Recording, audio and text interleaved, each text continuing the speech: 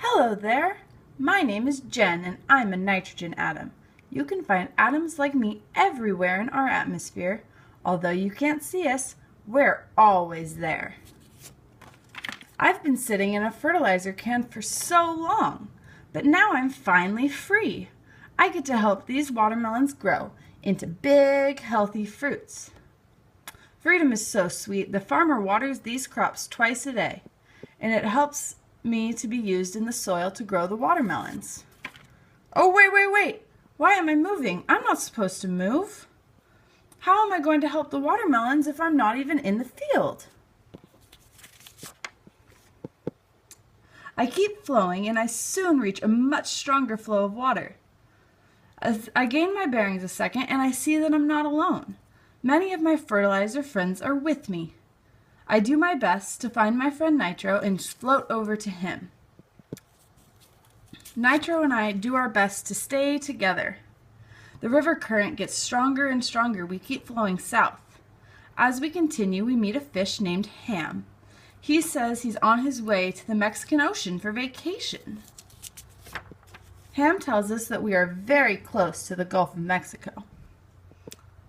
We are all very excited when we get there. We see all the nitrogen atoms enjoying themselves. Nitro and I swam over to the algae bar and got to know some of the algae. There's so much nitrogen, it's like we're all family.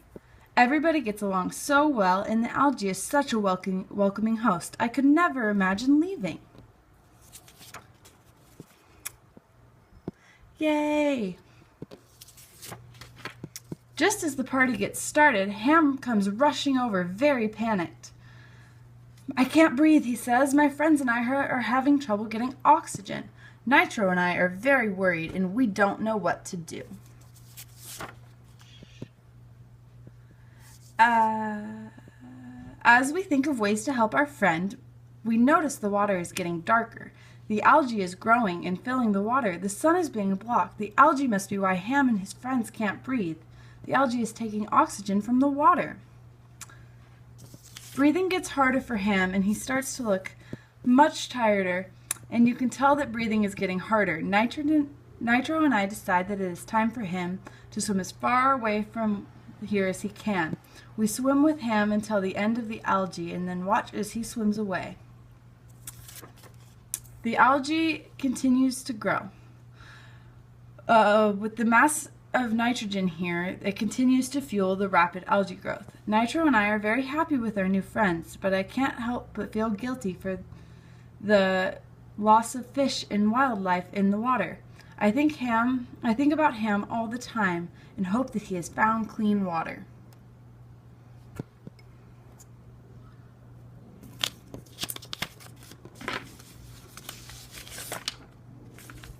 So, while my story about Jen is made up, the dead zones in nitrification in the Gulf of Mexico are very real.